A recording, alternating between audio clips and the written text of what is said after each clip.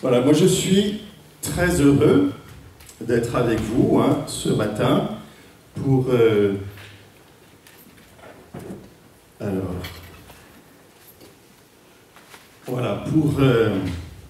faire mémoire avec vous de cet événement extraordinaire, unique, qui a eu lieu il y a 1700 ans, en 325, entre le mois de mai et le mois de juillet, dans une toute petite ville de Turquie qui s'appelle aujourd'hui Iznik, mais qui à l'époque s'appelait Nicée, qui se trouve à 130 km à peu près au sud d'Istanbul, de l'Istanbul actuel, et dans lequel les évêques de toute l'Église universelle, aussi bien de l'Orient que de l'Occident, même s'ils étaient moins nombreux, se sont réunis à l'appel d'ailleurs pas du pape, mais de l'empereur Constantinople, pour travailler à l'unité de l'Église,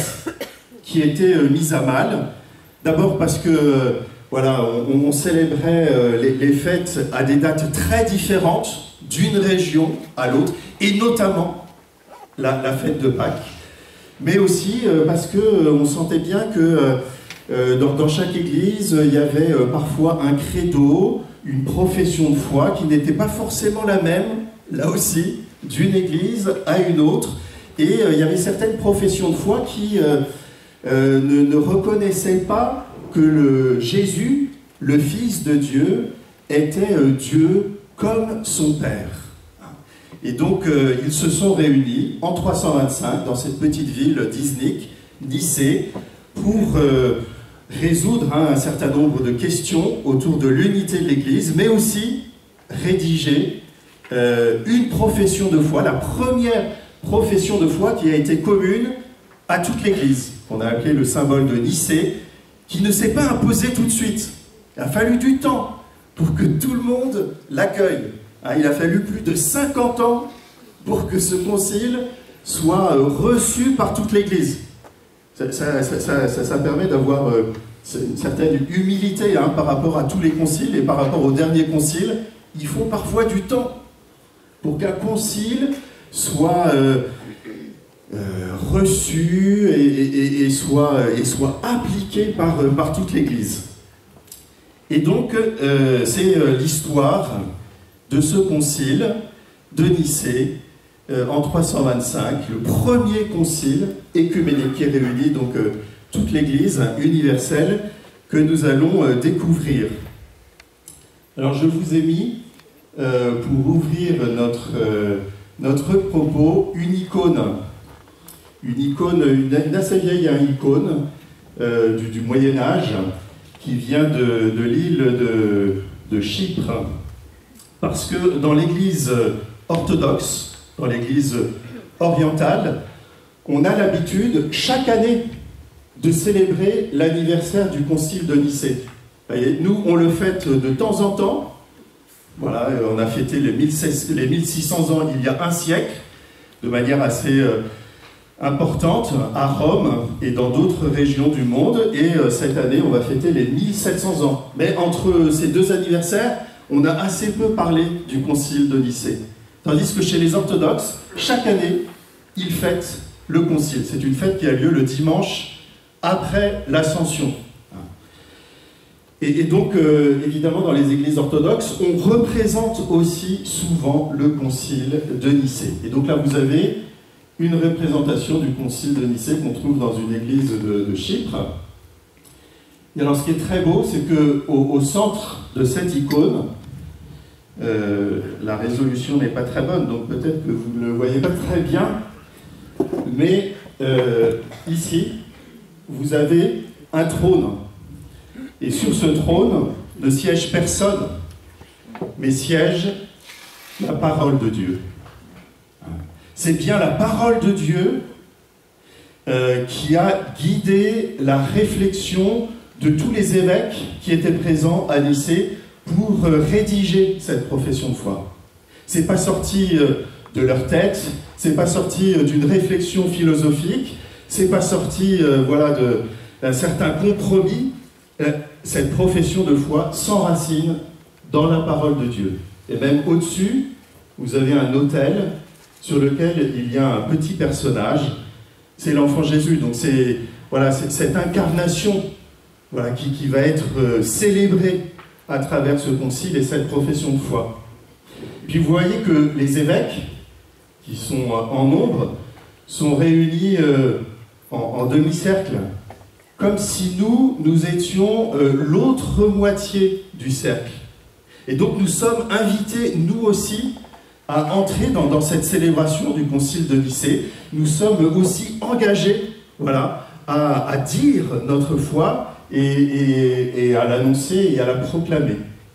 Alors autour de la parole de Dieu, qui est au centre, vous avez deux personnages. À droite, une tête couronnée. C'est Constantin, l'empereur Constantin. Parce que c'est lui qui a invité tous les évêques à se réunir à Nicée pour résoudre toutes ces questions qui divisaient l'Église. Et à gauche, avec une tiare, alors là c'est vraiment anachronique, parce qu'à l'époque, d'abord il n'y avait pas de tiare, et puis c'est anachronique parce que le pape n'était pas là. Il était trop âgé, il avait du mal à se déplacer, et donc il a envoyé un évêque en fait, le représenter. Évêque qui s'appelle Ossius de Cordoue. Donc en fait là il représente, on va dire, l'autorité du successeur de Pierre. Et puis en bas vous avez un évêque, alors comme cette icône il se trouve à Chypre, ils ont représenté Saint Spiridon, inconnu au bataillon pour nous, mais qui était un évêque de Chypre et qui a participé, comme 300 autres évêques, à ce concile. Et on le voit là discuter avec un personnage sans auréole, vêtu d'une tunique, on va dire, brune, rouge, qui est Arius. Voilà. Dans ce dialogue avec Arius, qui lui pensait que Jésus était certes la plus belle des créatures, mais une créature, et pas Dieu. Voilà, donc cette icône qui nous permet, nous aussi, d'entrer dans le concile. Ce n'est pas juste l'affaire de ces 300 évêques, mais c'est notre affaire. Et vous voyez qu'il y a une dominante rouge voilà, de l'esprit de la Pentecôte qui vient animer la foi de ces 300 évêques, mais notre propre foi pour dire, nous avec les mots d'aujourd'hui, notre foi en ce Dieu qui se fait chair, voilà, en l'incarnation de la deuxième personne de la Trinité. Alors, mon propos va se dérouler en 4 étapes. Première étape, je vais essayer de voir avec vous les grands enjeux de ce concile. La deuxième étape, c'est qu'on verra qu'avant que les évêques arrivent au concile, il y avait déjà plusieurs approches du mystère de la Trinité et du mystère de la deuxième personne de la Trinité, le Fils de Dieu, Jésus-Christ. Donc on verra ces différentes approches qui existaient. Troisième étape, on découvrira ce que pensait Arius, voilà, qui a été une des causes de la réunion de ce concile. Et on verra que, en fait, la tentation arienne, elle n'existait pas seulement au IVe siècle, mais elle existe toujours. Et la dernière partie essaiera de voir comment s'est déroulé le concile de Nicée. Voilà. Donc ça, c'est le premier propos. Et tout à l'heure, en fin de matinée, on essaiera de voir l'actualité aussi du concile de Nicée.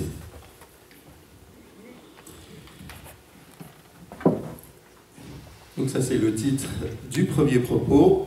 Et notre première partie, donc, les enjeux de ce premier concile écuménique de l'Église. Il faut que je fasse attention parce que la marche est courte.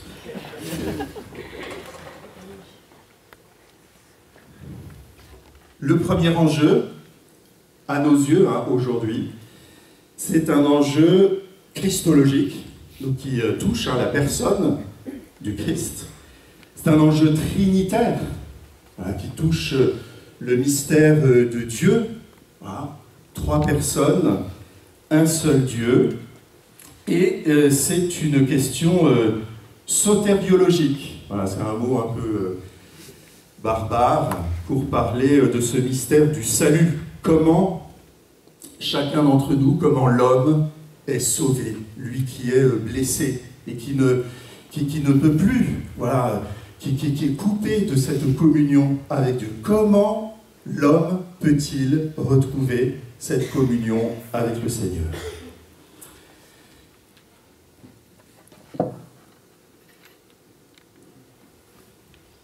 La première sous-question, c'est finalement qui est Jésus? Est-ce que Jésus est seulement un homme?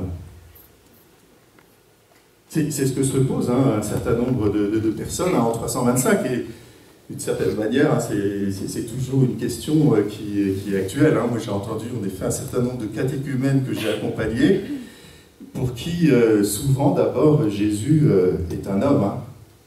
Oui, mais alors, si Jésus est seulement un homme, nous dit saint Paul dans ses lettres, notre foi, elle est vaine.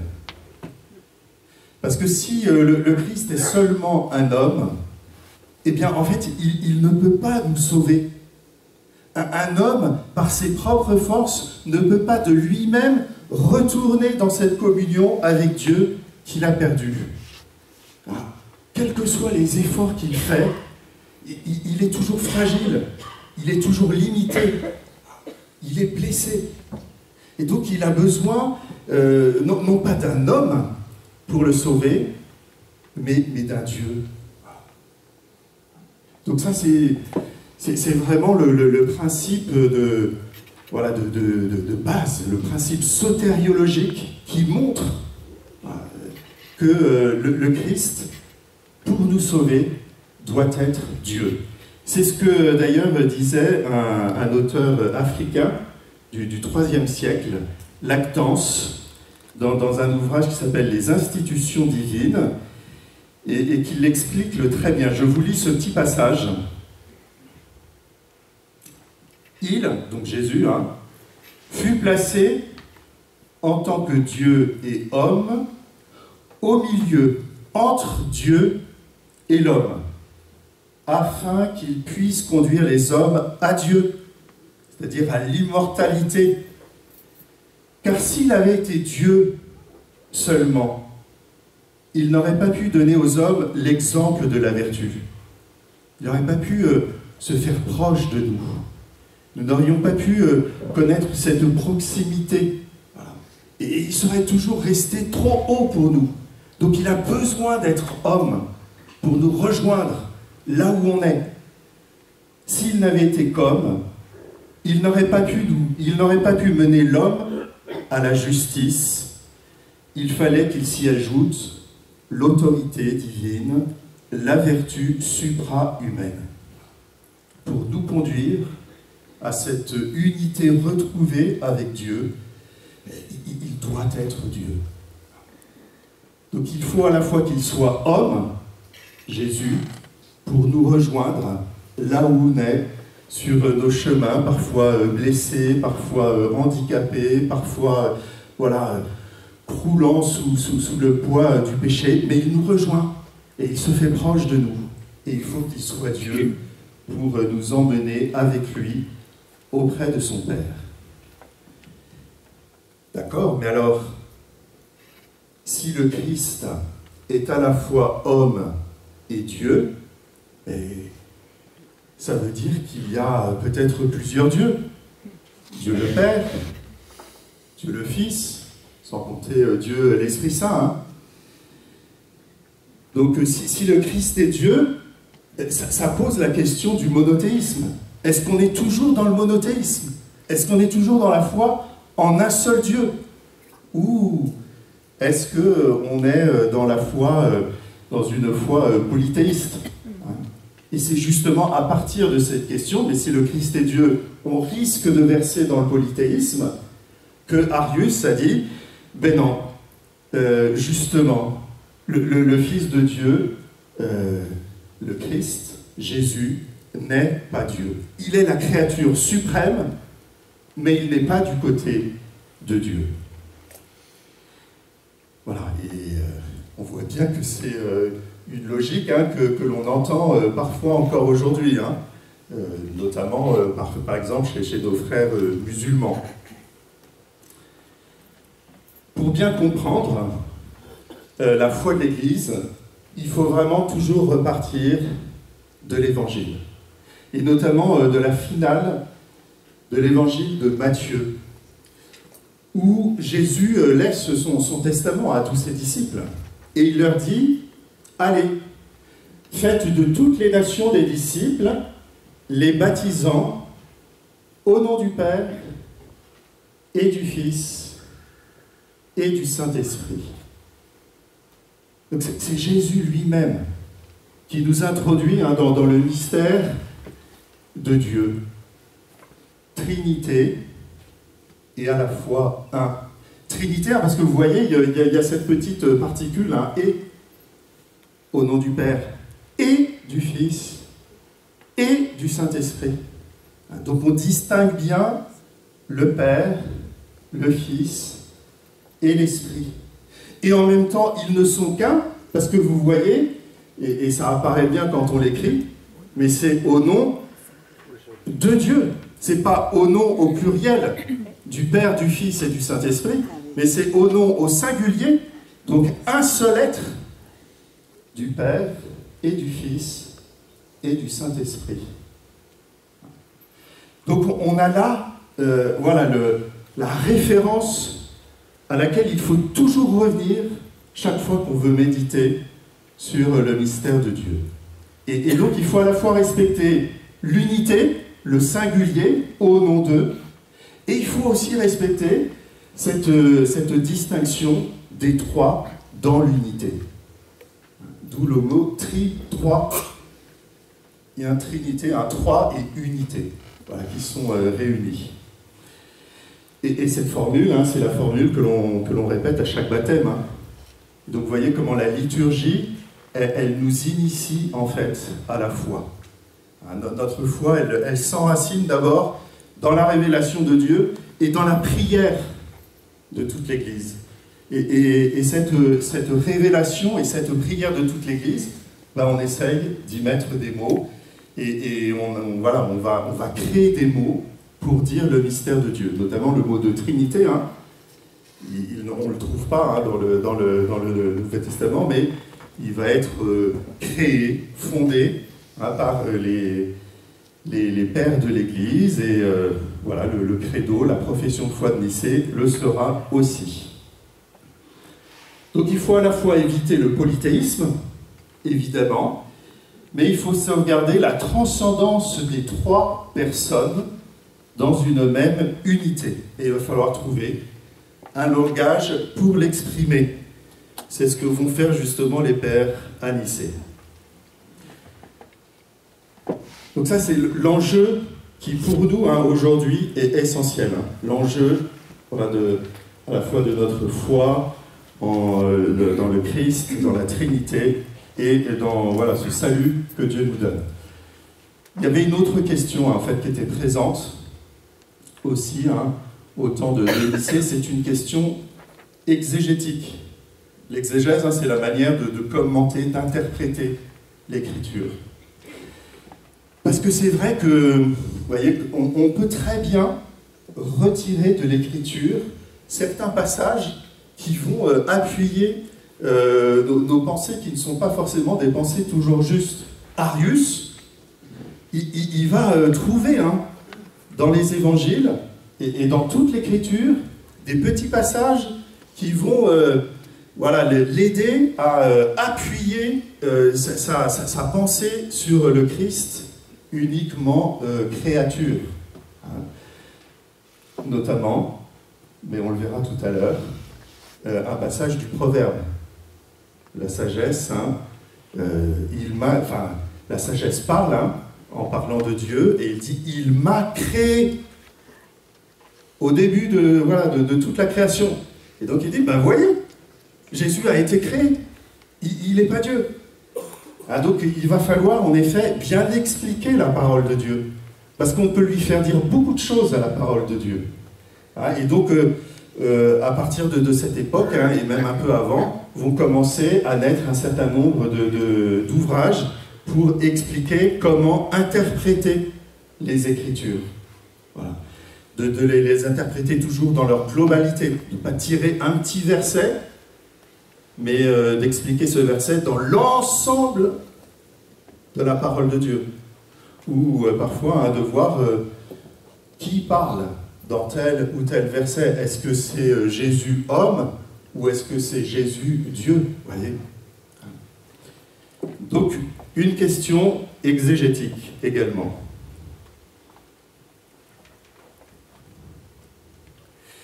Mais c'est aussi une question d'unité. C'est même en fait, au moment où les évêques se réunissent à Nicée, la première question, en fait. Avant même d'être une question théologique sur la personne du Christ, de la Trinité, c'est d'abord une question d'unité. Constantin, il vient de mettre dehors tous ceux avec qui il partageait le pouvoir dans l'Empire romain. Il est le seul maître à bord, après avoir vraiment défait tous ceux avec qui il partageait le triumvirat. Il a rétabli un empereur unique pour tout l'Empire romain. Et donc, quand il voit que l'Église est en train de se diviser, d'abord parce qu'il célèbre Pâques à des dates différentes et que ça provoque réellement de grandes tensions entre les chrétiens, et quand en plus il voit qu'il y a un petit moine d'Alexandrie qui met le feu avec ses propos, il se dit attention, parce que si l'Église se divise entre l'Église d'Orient et l'Église d'Occident, eh ben on va retomber dans le triumvirat. Et ça, moi, j'en veux pas. Parce que je veux toujours rester le seul maître à bord. Et donc, lui, il est préoccupé par l'unité politique, et donc il va inviter tous les évêques à se réunir pour résoudre ces questions liturgiques de date de la fête de Pâques, mais aussi toutes ces questions qui tournent autour de la foi. Donc voilà les grands enjeux de ce concile de Nicée. Ça, il faut vraiment toujours les avoir en tête. On va rentrer maintenant un peu dans le vif du sujet, dans l'histoire de ce rassemblement des évêques à Nicée, en essayant de regarder d'abord quelles étaient les premières approches de réflexion sur la personne du Christ et sur le mystère de Dieu et de la Trinité. Il y avait vraiment deux approches assez différentes qui étaient en cours un peu avant le concile de Nicée. Et il y avait une approche qui était plus l'approche de l'Occident, on va dire de Rome, de la Gaule, de l'Afrique du Nord, et une approche qui était plus l'approche de l'Orient, donc de toutes ces régions autour de Constantinople, Jérusalem ou Alexandrie. Donc, première approche, l'approche occidentale, qui a proposé un schéma de Dieu qui est assez simple. Donc, ils sont d'abord attachés, bon, je suis désolé, c'est une slide, c'est pas très beau, j'aurais dû faire un beau cercle, voyez, pour représenter le mystère de Dieu. Donc, ils sont attachés à parler d'abord du mystère de Dieu. Et dans ce mystère de Dieu, ils voient les trois personnes, Père, Fils et Esprit Saint, de manière vraiment égale, totalement égale, dans ce mystère de Dieu. Le problème de ce schéma, c'est qu'il peut y avoir un risque. qu'on a appelé, alors je suis désolé, c'est des mots voilà, de théologiques, hein, mais je vais l'expliquer, le risque du monarchianisme. Monarchianisme, hein, on entend le mot monarque. Donc finalement, le risque, c'est qu'il n'y en ait plus qu'un seul qui règne. Une seule personne qui règne et qui éclipse totalement les autres personnes. Et il y en a un seul qui reste, et puis les autres, voilà, elles disparaissent. Ou plutôt, on va dire, non mais en fait, Père, Fils, Esprit Saint, ce sont trois noms, mais d'une même personne. Voyez, ce sont trois noms de Dieu. Comme il y a les 99 noms hein, dans d'autres traditions religieuses, ou comme voilà, dans la Bible, hein, il y a plein de noms qui sont donnés à Dieu. Eh bien, le risque dans cette première approche hein, occidentale, c'est que parfois, hein, le risque du monarchianisme, c'est qu'il y a une personne, la personne divine, qui va totalement éclipser les autres personnes. Et les autres personnes ne seront en fait plus que des noms. Voilà, de temps en temps, on l'appelle Père, de temps en temps, on l'appelle Fils, de temps en temps, on l'appelle Esprit, mais en fait, c'est la même personne. À tel point qu'ils diront, mais sur la croix, qui est-ce qui est mort? Ben, c'est le Père. Hein, on les a appelés les patripassianistes. Parce que pour eux, sur la croix, en fait, c'est le Père qui est mort. Il s'est donné le nom de Fils, mais c'était le Père. Vous voyez? Et ça, cette manière, hein, ce risque, il est apparu notamment à Rome, avec un certain personnage qui s'appelait Noé, et puis ensuite Praxéas, en Afrique du Nord. Mais il y en a d'autres hein, qui vont dire, oui, mais en fait, Dieu s'est révélé comme Père dans l'Ancien Testament, il s'est révélé comme Fils dans le Nouveau Testament, et il s'est révélé comme Esprit à partir de la Pentecôte. Mais en fait, c'est la même personne. Vous voyez, toujours ce risque monarchialisme. Donc, un qui éclipse les autres. On a appelé hein, là aussi cette hérésie hein, du nom de modalisme, ou sabellianisme, parce qu'elle est due à Sabellius, qui était présent notamment à Rome, mais aussi en Afrique du Nord. Voilà. Il y en a d'autres qui vont dire, en fait, voilà, cette personne divine, ce monarque hein, divin, en fait, il a envoyé une force sur un homme, Jésus, pour l'adopter. Mais en fait, c'était toujours la même personne, c'est pas une autre personne. Hein? Et on les a appelés les adoptationnistes. Voilà, pardon. Hein? L'adoptationnisme. Donc, ce schéma occidental, il est très bien, mais il comporte un risque. Le monarchianisme, où une personne éclipse les autres. Alors, il y a maintenant le schéma, une manière de présenter Dieu en Orient. Et l'Esprit. Mais vous voyez, le Père, voilà, il y a une certaine forme de supériorité. Le Père est à l'origine de tout.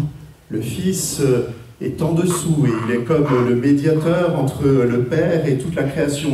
Et l'Esprit est encore en dessous, qui nous est envoyé pour poursuivre l'œuvre de Dieu.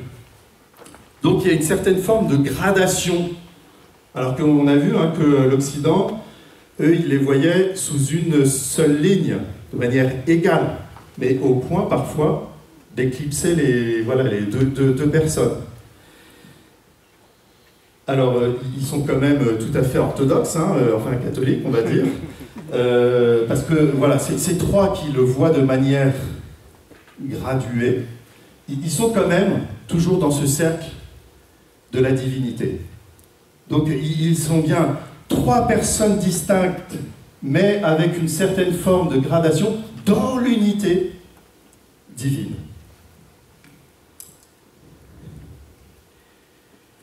Il y a un personnage qui a vraiment contribué à la création de ce schéma de présenter Dieu en Orient. C'est un père de l'Église qui s'appelle Origène, voilà, qui a vécu au IIIe siècle. à Alexandrie.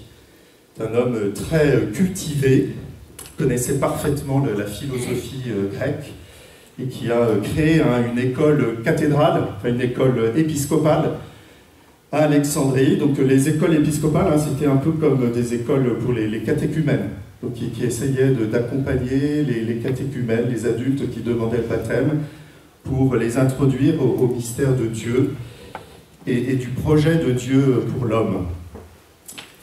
Et il a énormément commenté les Écritures. C'est un des premiers pères de l'Église qui a produit une œuvre gigantesque.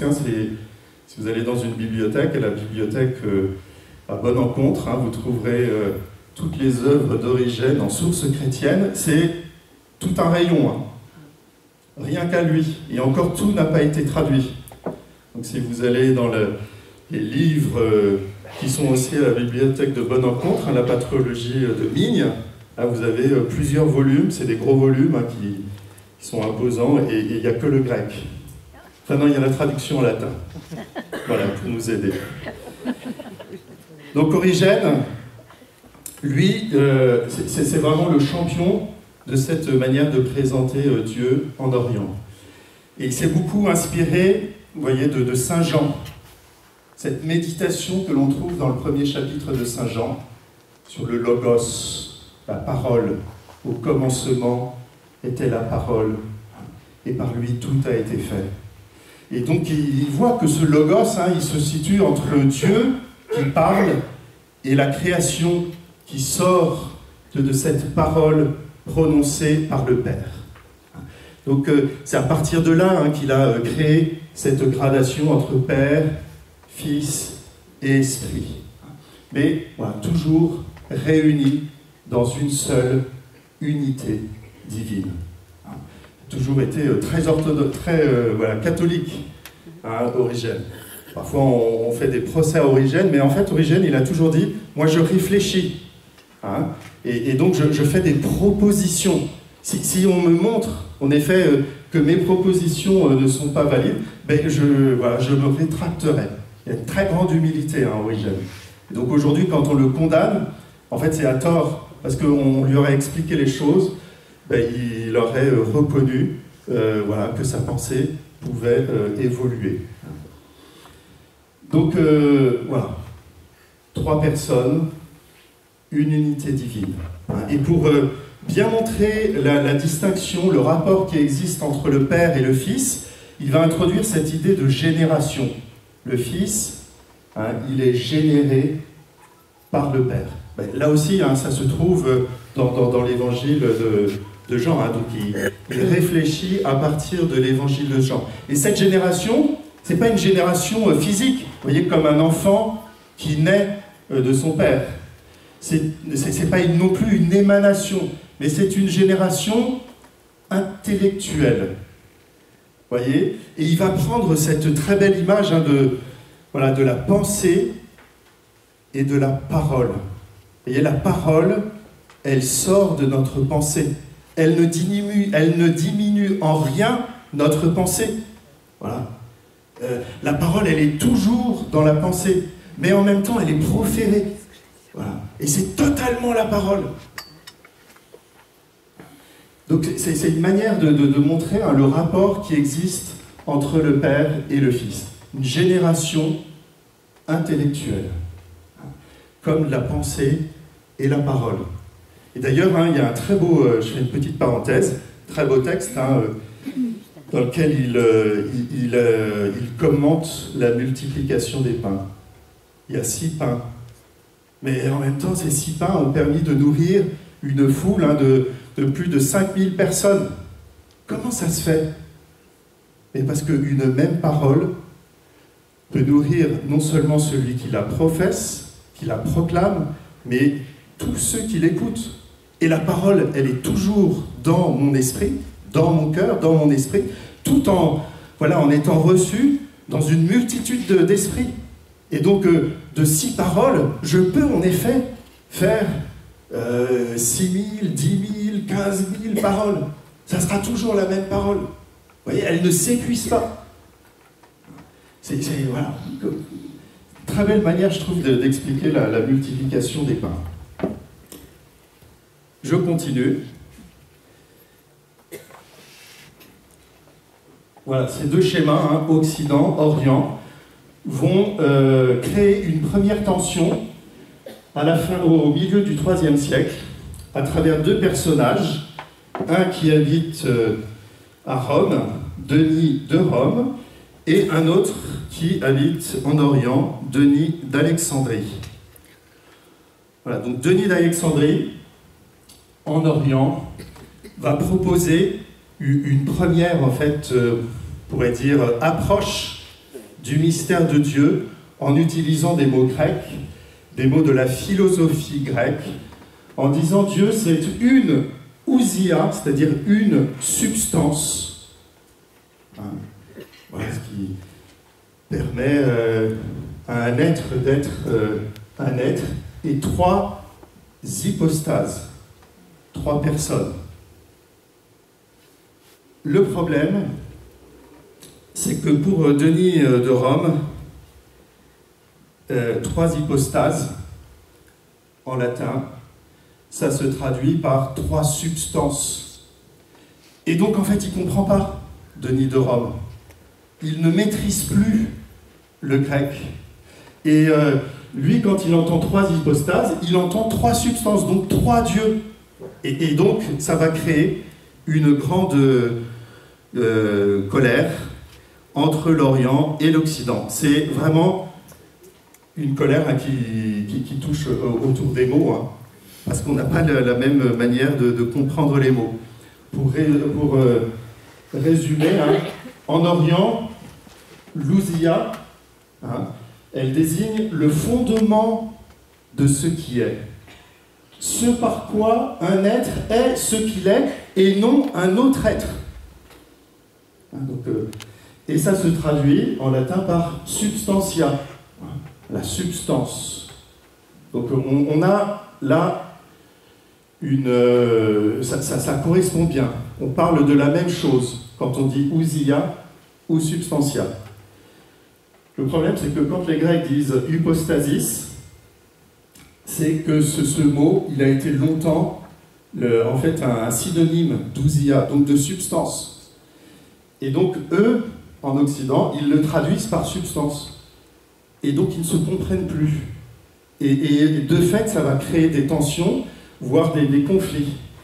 Par contre, en Occident, pour parler du Père, du Fils et de l'Esprit, ils utilisent le mot persona. Persona, hein, au départ, c'était le masque de théâtre. Hein, donc un homme se mettait un masque, et donc persona, c'est père, son. Alors, vous voyez, c'est à travers quoi le son va passer. Vous voyez, hein, on voit encore ces masques dans les carnavals de Venise. Ouais, mais le problème, c'est qu'un masque de théâtre, de fait, quand l'Orient traduit persona, ça fait prosopone, et eux, c'est toujours resté un masque. Donc, ils voient le risque de monarchianisme. Eux, ils se disent, ben, une personne, voilà, c'est un nom, c'est juste un nom. Et donc, ils vont, évidemment, l'Orient va dire, mais attention, parce que là, vous êtes en train de glisser, et vous faites du Père, du Fils et de l'Esprit juste un nom de Dieu, à travers lequel passe le son de sa parole. Donc il y a une grande incompréhension que Arius, c'est le troisième point, va énormément utiliser. Alors, un petit mot sur le personnage Arius. Arius, il est né en Libye, en 260. Libye, hein, toute l'Afrique du Nord, étaient des provinces qui étaient profondément chrétiennes. Hein. Profondément chrétiennes. Il y avait plus d'une cinquantaine de diocèses en Libye actuelle. Il y avait plus de 400 diocèses dans la Tunisie et l'Algérie actuelle. C'est quand même fou hein, de se dire qu'aujourd'hui, cette chrétienté qui a donné les plus grandes figures de l'histoire de l'Église, hein, Saint Augustin, Saint Cyprien, en fait, pratiquement plus de chrétiens. Il y en a, hein, quand même. Parce que, voilà, ils sont revenus parfois au 19e à travers les missionnaires qui venaient du nord ou du sud. C'est fou, hein, de se dire que cette Église importante s'est écroulée. Je fais une petite parenthèse, hein, on peut se dire, mais pourquoi elle s'est écroulée? Parce qu'elle était profondément divisée. Profondément divisée. Entre les donatistes, par exemple, et les catholiques, ou les méliciens et les catholiques, et en fait, et ensuite l'arianisme et tous les autres. Et en fait, cette division les a rendus totalement fragiles devant tout ce qui pouvait arriver de l'extérieur, et notamment ce qui est arrivé à travers la conquête arabe. Ça veut dire que nous, il faut qu'on prenne conscience, hein, voilà, du risque de la division. Voilà. Donc il est né en Libye en 260. Il a été élève d'un chrétien qui s'appelle Lucien d'Antioche, qui était très versé dans la philosophie, notamment la philosophie grecque. Et c'est vrai que cette philosophie, hein, c'est ce qui va vraiment conduire toute la pensée d'Arius, beaucoup plus, parfois, que la parole de Dieu et que la révélation. Donc il va essayer de raisonner sur le mystère de Dieu à partir de la philosophie, plus qu'à partir de ce que Dieu dit de lui-même. Arius va adhérer à un moment au schisme mélicien, dont je vous parlais un instant, hein, qui est dû à un évêque d'Égypte qui s'appelle Mélès de Lycopolis, qui au moment des persécutions, l'Église était très persécutée, hein, au IIIe siècle. Il y a eu des persécutions, alors pas continuelles, mais de temps en temps. Il y avait des mouvements de persécution importants qui ont décimé un certain nombre de chrétiens. Et face à ces persécutions, il y a certains chrétiens qui se disent, bon, voilà, Seigneur va pardonner, hein, je vais dire que je vais adorer au Dieu païen, et comme ça j'aurai la vie sauve. Il y en a d'autres qui ont refusé, qui sont morts. Et après, quand la persécution est arrivée, ceux qui avaient trahi d'une certaine manière la foi de Dieu sont revenus à la porte de l'Église en disant est-ce qu'on peut revenir? Et un certain nombre, les évêques en général, les ont accueillis en leur demandant de faire un mouvement de pénitence. Mais il y en a d'autres, dont Mélès de Lycopolis, qui a dit non, hors de question. Voilà. Il est hors de question que ceux qui ont trahi la foi de Dieu puissent rentrer. Donc ils étaient très exigeants face voilà, à la faiblesse, voilà, de certains hommes que l'on peut parfois comprendre.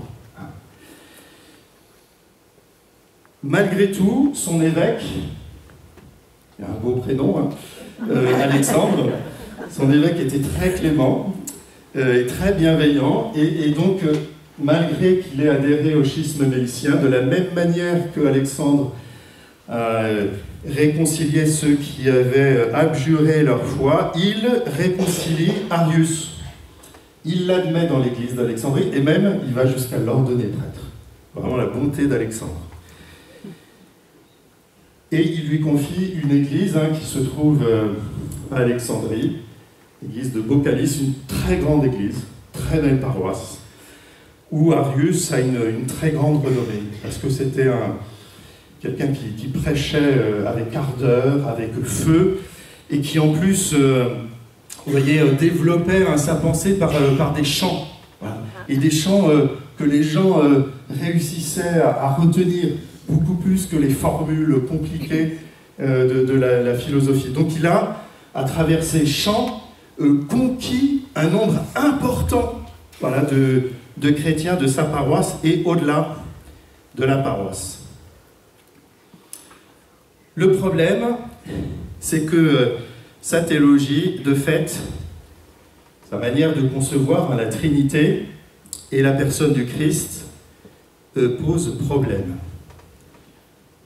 Pour lui, Dieu c'est forcément celui qui n'a pas de début, qui n'a pas de départ. Hein? C'est celui qui est ingénéré. Dieu, voilà, la philosophie grecque ne peut le concevoir que comme cela. Hein? Un Dieu qui n'a pas de début, qui n'est pas le fruit d'une génération. Et donc, si le Fils est généré, eh bien, il ne peut pas être Dieu. Hein?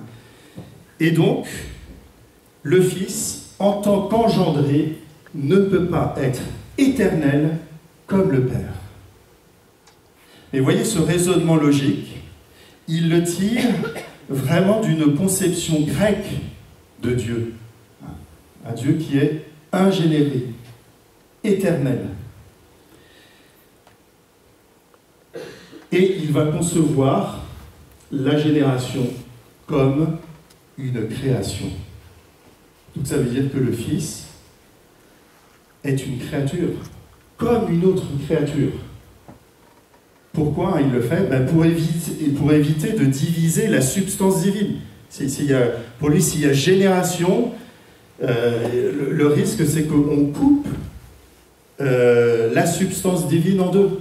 Et donc, voilà, que l'on réduise Dieu. Donc pour éviter cela, il met le Fils du côté de la création.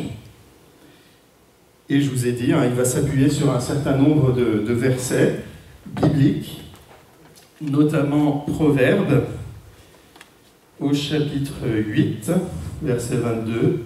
« Le Seigneur m'a créé ». C'est la sagesse qui parle. Et la sagesse, elle est souvent considérée comme représentant à la personne du Fils. Hein, cette sagesse qui déploie l'œuvre de Dieu dans la création. Le Seigneur m'a créé la première de ses œuvres, la plus ancienne. Ou encore Jean 14, 28, ça c'est une parole de Jésus, hein, le Père est plus grand que moi. Et donc Arius avait dit, voyez, c'est même écrit voilà, dans les évangiles, c'est même une parole de Jésus. Où il va utiliser aussi Marc 10, 18. C'est, vous savez, la question de Jésus au jeune homme riche, qui lui dit « Que dois-je faire pour avoir la vie éternelle ?» Et il l'appelle « bon maître ». Et Jésus lui dit « Mais pourquoi m'appelles-tu bon? Dieu seul est bon, nul autre que lui. » Ah ben vous voyez, Arius il dit « Oui, Jésus le dit lui-même. » Où tu utilises encore Marc 13, 32, qui parle de certaines ignorances du Fils. Quant à ce jour, quant à cette heure, personne ne les connaît, pas même les anges dans le ciel, pas même le Fils, seul le Père. Ah, vous voyez, il y a une différence.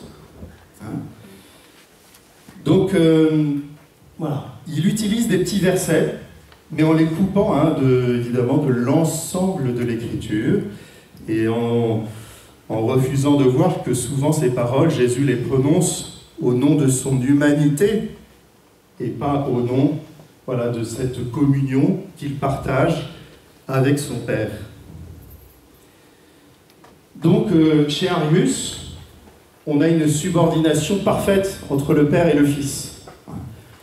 Et donc, si je reprends le schéma oriental, on a le Père, le Fils et l'Esprit Saint, sauf que la divinité, elle se trouve uniquement centrée sur le Père. Alors, j'en arrive au concile de Nicée,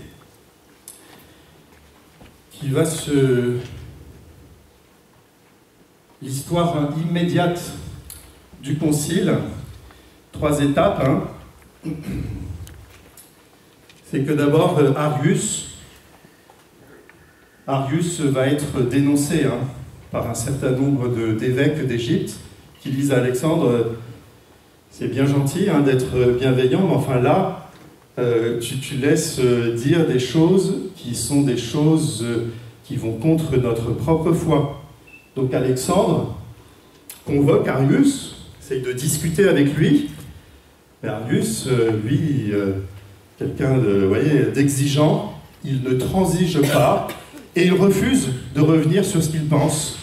Et comme les gens parfois aiment bien, les gens qui tiennent tête, Arius sort de cet entretien avec son évêque Alexandre comme un peu un vainqueur, et ses chants ne font que se propager, et ses idées ne font que se propager dans toute l'Égypte. Du coup, dans la deuxième étape, Alexandre va convoquer tous les évêques d'Égypte, c'était une centaine à l'époque, il va convoquer Arius, et puis il va lui montrer, et les évêques vont lui montrer que sa manière de concevoir Dieu ne respecte pas notre foi. Ils vont le condamner, non pas Arius, mais voilà, c'est la pensée d'Arius. Mais Arius, lui, il ne s'avoue pas vaincu, comme voilà, il est rejeté de l'église d'Alexandrie. Qu'est-ce qu'il va faire? Il va aller dans une autre région, en Palestine, chez un ami, Eusèbe de Césarée, qui va l'accueillir, qui va lui dire aussi, mais viens avec nous, tu vas pouvoir continuer ton apostolat, etc. Et du coup, ces idées, elles vont se développer non pas seulement en Égypte, mais dans toute la Palestine, dans toute la Syrie, dans toute l'Asie mineure. Et là, ça va devenir un problème, parce que de fait, comme il est assez zélé et qu'il parle bien, il va convaincre énormément de personnes. Et alors là, la troisième étape, c'est que Constantin, il dit, bon, maintenant, il faut arrêter les frais, et j'invite tous les évêques à résoudre la question au concile. D'où le rassemblement du concile. C'est mon deuxième point. Donc je vous ai dit le rôle essentiel de Constantin. Je n'y reviens pas. C'est lui qui a convoqué, parce qu'il était vraiment inquiet de la division de l'Église pour son propre pouvoir. Et il y a un certain nombre de courants, on va dire, qui vont se réunir. Il y a les amis d'Arius, les disciples de Lucien d'Antioche, qui a été professeur d'Arius, conduit par Eusèbe de Nicomédie. Donc ils reprennent vraiment le propos d'Arius, sauf que quand même, ils retirent de ce propos que le Fils, Jésus, a été créé de rien. Vous voyez, donc ils essaient quand même d'amadouer, de modérer le propos d'Arius. Ensuite, il y a Eusèbe de Césarée, qui sont des subordinationnistes modérés. Donc vous voyez toujours cette gradation, Père, Fils, Esprit, et qui vont proposer les formules bibliques, Dieu, né de Dieu, lumière, né de la lumière, et qui laissent un certain flou quand même sur l'identité propre, voilà, du Fils. Il y a Osius de Cordoue, donc le délégué du pape lui-même, et Alexandre, évêque d'Alexandrie, accompagné de son secrétaire qui était diacre, Athanase, qui eux vont développer la formule biblique d'Eusèbe de Césarée en utilisant donc le mot grec homoousios, consubstantiel, de la même substance que le Père. Et puis il y a ceux qui viennent d'Occident et qui sont franchement monarchianistes, et donc qui distinguent toujours dans l'unique nature divine les prosopas, et les masques du Père et du Fils, ce qui n'est pas sans ambiguïté. Voilà. Je suis allé trop vite. Faites une petite photo.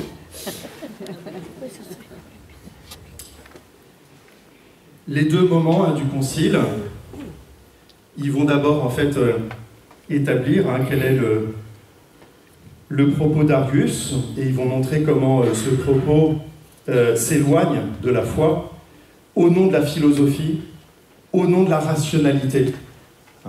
On a souvent critiqué le concile de Nicée en disant que le mot homoousios avait hellénisé la foi. En fait, c'est le contraire. C'est que Arius, il était tellement attaché à ses propos philosophiques, et a expliqué Dieu de manière philosophique, que c'est lui qui risquait d'helléniser la foi. Hein.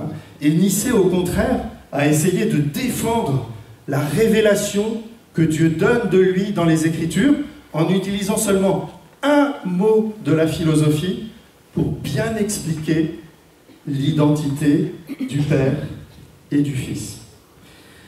Donc voilà, il commence par présenter le propos d'Arius et condamner cette manière de concevoir Dieu. Et dans un deuxième temps, ils vont proposer de manière positive notre foi. C'est le credo, hein, la profession de foi de Nicée. Alors la profession de foi de Nicée, je vous ai mis juste un petit passage sur la personne du Christ, parce que c'est vraiment le point que va développer Nicée. Hein. Nous croyons en un seul Dieu et en un seul Seigneur, Jésus-Christ, le Fils de Dieu, engendré du Père, unique engendré. Donc il n'est pas créé, hein. Et puis il n'y en a pas d'autres qui sont engendrés. C'est-à-dire de la substance du Père. Voilà, qui dit bien l'origine du Fils. Il vient de la substance du Père. Dieu de Dieu, donc là ils reprennent les formules bibliques, lumière de lumière, vrai Dieu de vrai Dieu, engendré, non pas créé, voilà, c'est diriger vraiment la contrarius, hein, qui lui le voit créé, consubstantiel au Père, homoousios, de la même substance. C'est beaucoup plus que de la même nature. Parce que Pierre et Paul sont de même nature divine, mais c'est quand même deux êtres distincts. Et donc, vous voyez, quand on dit de même nature, le risque, c'est qu'on on glisse vers le polythéisme. Alors que consubstantiel, homoousios, c'est-à-dire qu'ils sont une seule et même substance. Et donc c'est beaucoup plus que de même nature. Ça respecte l'unité, en fait, de Dieu. Voilà. Par qui tout a été fait, ce qui est dans le ciel et ce qui est sur la terre, et en l'Esprit Saint. À Nicée, ça s'est arrêté là. Il n'y a pas le complément sur l'Esprit Saint. Ça a été vraiment le propos du concile écuménique qui a suivi. 50 ans plus tard. Et c'est celui qu'on récite d'ailleurs, hein, Nicée-Constantinople. Donc c'est Nicée avec les ajouts de Constantinople. L'héritage du concile, il a été très long, et je vais m'arrêter là, parce que je vois que c'est l'heure. L'héritage du concile a été très compliqué. Très très compliqué, hein, je vous l'ai dit. Parce qu'en fait, petit à petit, Constantin, il va être rejoint par Eusèbe de Nicomédie, donc un ami d'Arius, qui va lui dire « Non, mais là, tu as été quand même trop dur.